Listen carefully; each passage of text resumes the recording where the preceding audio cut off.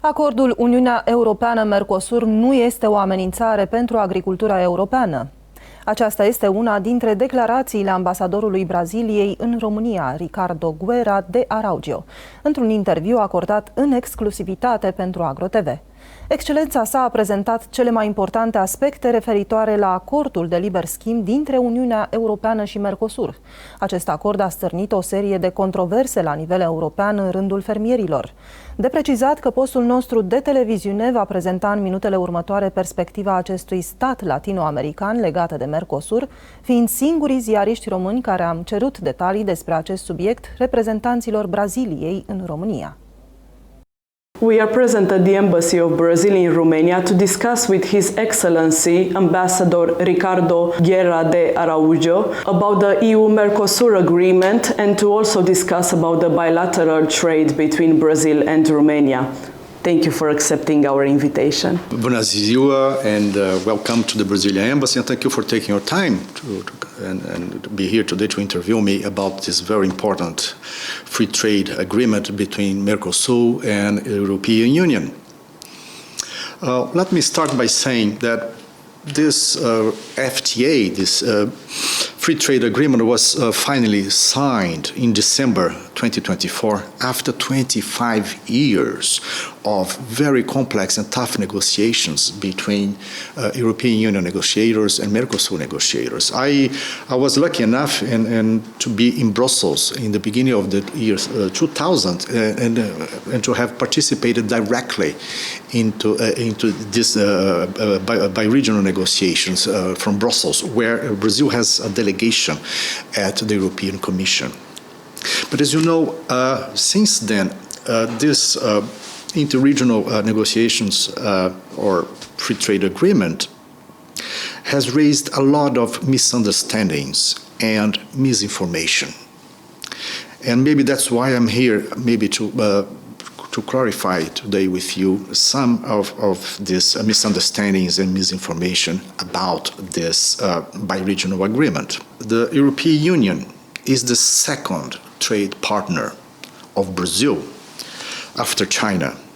The interregional agreement creates one of the biggest free trade areas in the world with a population of 720 million people and a combined GDP of $22 trillion. So it's a huge amount that this free trade agreement will generate in the future. Basic products exported by Brazil and some of the Mercosur countries which will benefit a tax-free entrance are tropical fruits, which of course are not produced in Romania, besides coffee, fish, orange juice, among others. Other basic products exported from Brazil and Mercosur will have their market access improved, but in a limited way by quotas, tariff quotas, such as bovine meat, poultry, sugar, and ethanol. Brazil and Mercosur countries will export basically commodities to European Union markets and import more higher value-added goods from Europe, including from Romania. Let me tell you that car parts is about more than 90% of Romanian exports to the Brazilian markets. So Brazilian basic products are not only very competitive around the world, but also present high quality standards and strictly comply with the European Union sanitary rules. It is written in the agreement and is therefore binding. So Brazilian exporting companies don't have any other choice than to comply with the sanitary rules imposed by the European Union. So the FTA will also boost investment flows between the two regional blocs, which is also very important. And more protection will also be granted to European Union geographical indications such as provolone cheese, Parma ham. But maybe one of the greatest misunderstanding and misinformation are related to the meat sector. I should say, and I should stress, that it is untrue that the meat exports from Brazil and from other Mercosur countries will flood the European market with low sanitary standards. In reality, let me tell you, the free trade agreement establishes tariff quotas of 99,000 tons, and I repeat, 99,000 tons, with lower trade tariffs, which will be around 7.5%. And only 50% of these tariff quotas will be dedicated for exports of fresh and refrigerated meat. So we have 99,000 tons, and only 50% of which will be exports of fresh and refrigerated meat, which is a very tiny amount. The entire European Union countries consume nowadays around 6.5 million tons of bovine meat, of which only 5%, I insist, is imported from outside the European Union. 5% of European consumption. Matter of fact, European exports more beef than imports.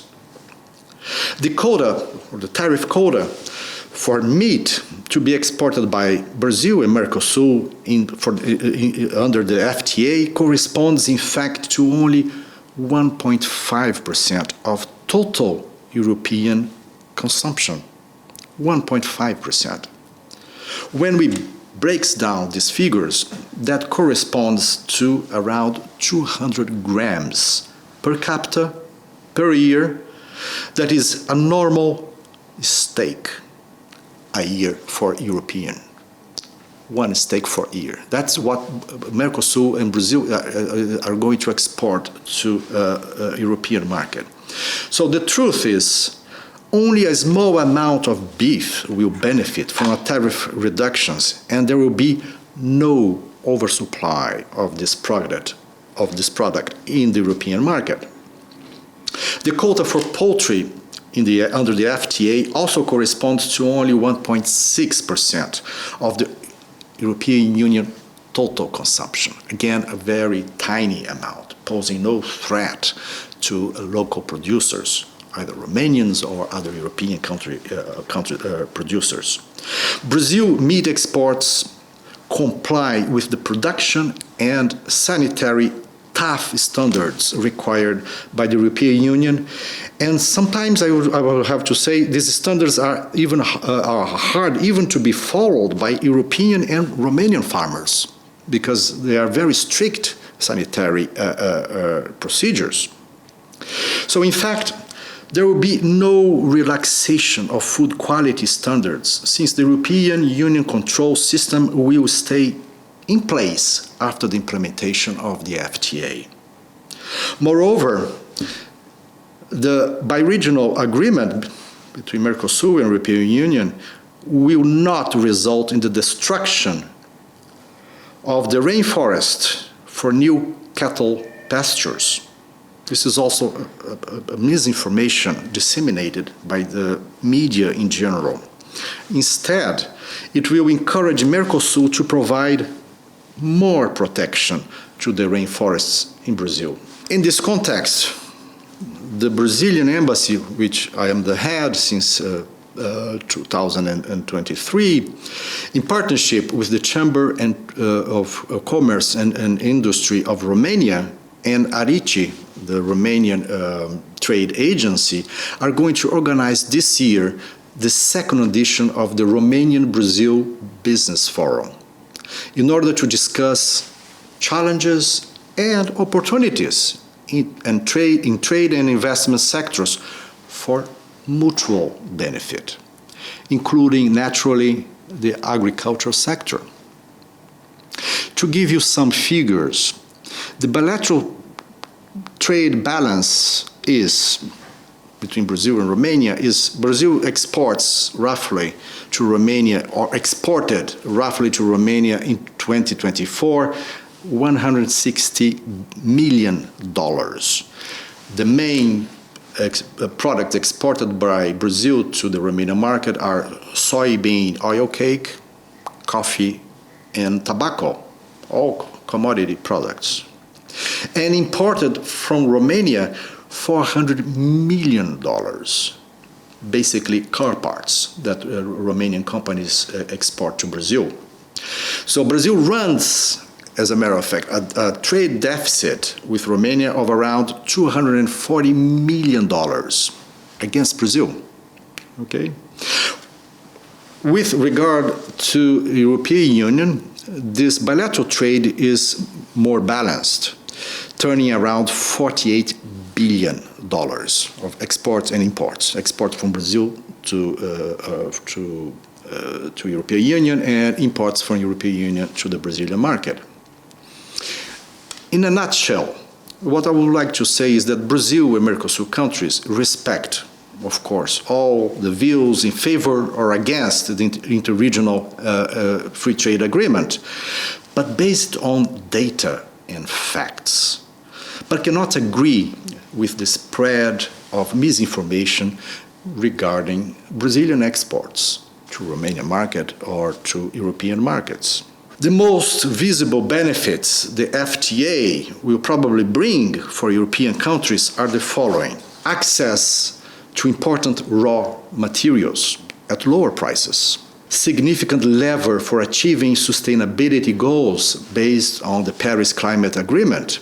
High European Union standards are not going to be lowered, and I insist on that point. Fair play for public tenders for European companies in Mercosur countries, access to dynamic service markets, and an opportunity to address the shortage of skilled workers. Very important point, competitive edge or competitive advantage over competitors from overseas and the Far East, especially China and the United States. So the EU-Mercosur agreement would not only create stronger relations, stronger bilateral trades with each Mercosur country, but everything will be done in an even more supervised way. That's correct. The first job here is to try to make this trade balance more, or this trade more balanced, because as I told you, today, Brazil is running a trade deficit with Romania. The second challenge that we have to face in the future is to make this bilateral trade not only more balanced, but also more balanced in terms of value-added products. Romania produces soybean, okay? But we know that most part of this production goes to the production of diesel and biodiesel. And so the Brazilian exports of soybean complements. We can say that the EU-Mercosur agreement will just help the European farmers to supply their needs, their requirements, where they can't, or with products that do not exist here and that would have to import anyway. This is a good summary. Yes, and I would like to thank you myself and as well on the behalf of Agro TV for accepting to do this interview with us. So thank you very much. And thank you for taking your time to come to see me today.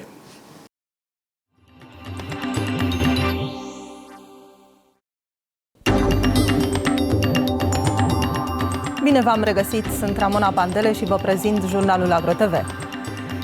Anul 2025 va fi pentru mulți fermieri români mai rău decât 2024. Pronosticul sumbru îi aparține fermierului giurgiuvean Constantin Voicu, iar declarația sa este bazată pe realitățile din agricultura românească. Potrivit fermierului, în jur de 70-80% din suprafața cultivată în țară în momentul de față este cu grâu, ors și rapiță, iar culturi de primăvară vor fi foarte puține. Prețurile vor fi de nimic, ca și până acum, iar gura de oxigen dată fermierilor de amânarea datoriilor le va exploda în față în luna august, când creditorii le vor bate la poarta fermei.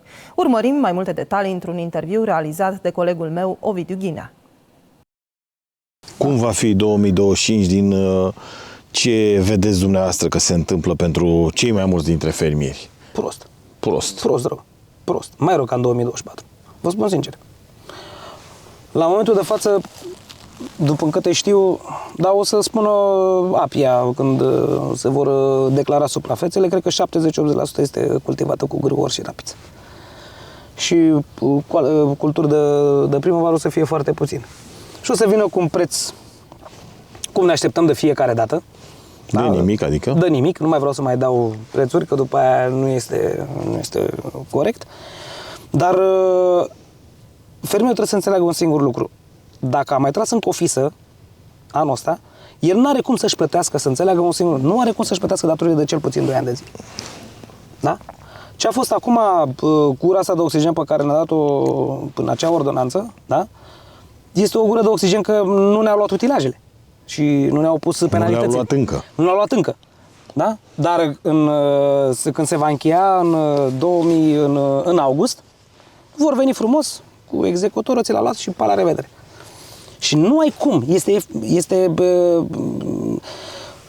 practic și logic și cum o vrei să o pui și pe hârtie, nu poți să plătești tu datorii de cel puțin, că ei l-au rostogolit. Deci, de exemplu, a avut 10.000 de lei datorie să dea, n-a plătit-o, da? Și a rostogolit-o pentru anul. El n-a avut bani să însămânțeze anul următor. Tot pe datoria a mers. Da? Da. Datoria de anul trecut și cu datoria de acum 2 ani și cu asta care se vor mai face acum, pentru că, puteți știți să avem 10-12 grade. Cum să putem să facem noi niște culturi bune, să putem să scoatem pârlele alea pe românește, când noi, uitați-vă și dumneavoastră, la 250 de litri de apă pe hectar, acum atâta este, 250. Nu avem cum să facem, vă spun sincer. Acum arată bine, cu culturile de grâu, de orz, dar rapiță arată bine, că au fost precipitații. Și acum căldura asta a început să le ridice, dar când o să vină căldura aia de 40 ceva de grade afară, vă spun eu că n-ai cum. Anul trecut aveam grâu, cultura de grâu, eu mă așteptam la un 7 tone. După Paști a început să moară frații, a început așa, o căldura foarte mare, a început să pierdă din frați. Și am avut, că asta vă spunem, am paie foarte multe pentru că arăta foarte bine, dar spicul mare și babe puțini. Eu am crezut că am avut ceva probleme cu combina, dar nu aveam nimic. Sunt tot mai puține animale în gospodăriile din Argeș. Crescătorii de animale argeșeni au suferit pierderi serioase din cauza arșiței și a secetei de anul trecut. Ca urmare, până la acest moment au scăzut semnificativ efectivele din gospodării și spun că vor da animalele pe degeaba dacă și în 2025 vremea le va fi potrivnică. În ruralul argeșean, veștile nu sunt deloc bune atâta vreme cât zootehnia a fost și este în continuare crunt afectată. Foarte multe animale le-au distrus. Le-au distrus din cauza secetii, că n-a avut ce să le dea mâncare. Multe de astă vară le-a terminat, le-a tăiat, le-a vândut, le-a făcut. Vorbeam cu cineva de la Teleorman, tot așa spunea. Spunea, bă frate, dacă o fi și la anul tot așa secetă și asta, n-avem decât să îi le dăm degeaba, să fie să le ia cineva degeaba. Că n-avem ce să le mai dăm. N-avem, degeaba ne căznim noi, degeaba, dacă n-ai, te uiți la animal, ce să-i cei? Dacă nu-i pui în față să mănânce. Da. Animalul, el, săracul, n-are nicio vină, e ca și omul. N-are nicio vină. Trebuie să-i pui să mănânce. Și să-i cei, îți dă și el. Dacă îi cei să-ți facă miel, să aibă lapte, să faci brânză, să faci asta, trebuie să-i dai să mănânce. Asigurarea stocului de nutreți și cereale i-a obligat pe fermieri să recurgă la tot felul de strategii. Furajele ne-am descurcat, adică foarte greu. Că nu prea s-a făcut iarbă, că a fost secetă mare. În vara asta a fost foarte secetă. Peste tot, nu numai aici în zona noastră. Peste tot. Cu porumburile tot așa s-au făcut porumburile, n-a fost ploaie, că n-a fost să lege, să facă ștulete, să lege, să facă boabe ca lumea. Și a rămas, care s-a făcut, s-a rămas cocoloașe, care nu s-a făcut, n-a legat deloc. Oricum, la noi ce am avut, cât de cât s-a făcut. Am avut și porumb, am avut, că a fost pusă sămânță la număr de plante și a ținut la secetă. Și totuși am făcut. Cu fânul? Avem suficient pentru ele. Cu nutrețul cum v-ați descurcat? Nutrețul Am făcut și baloți care făceam altădată pe 3 hectare, făceam 2000 și ceva de baloți, 3000. Și așa acum n-am făcut decât 200, 300 de baloți. Dar am făcut că am avut lucernuri multe și lucerna a mers mai repede ca iarba. A mers mai repede, că are rădăcina mai mare și s-aud mai mult în pământ. Și alea le-am cosit, lucernurile le-am cosit de 4 ori. Nu le-am lăsat să crească mari, cum s-a făcut, le-am cosit. Cum s-a făcut la genunchi, le-am cosit. Și avem baloți de lucernă, avem și dăm și amestecat cu fână așa, dar mai multă lucernă mănâncă. Lucernă, boabe, asta este mâncarea lor. Apă, sare, are de toate. Ciobanii mai iau în calcul un lucru esențial. Sezonul fătărilor este întoi, prin urmare efectivele cresc în timp ce rezerva de nutrețuri scade de la o zi la alta.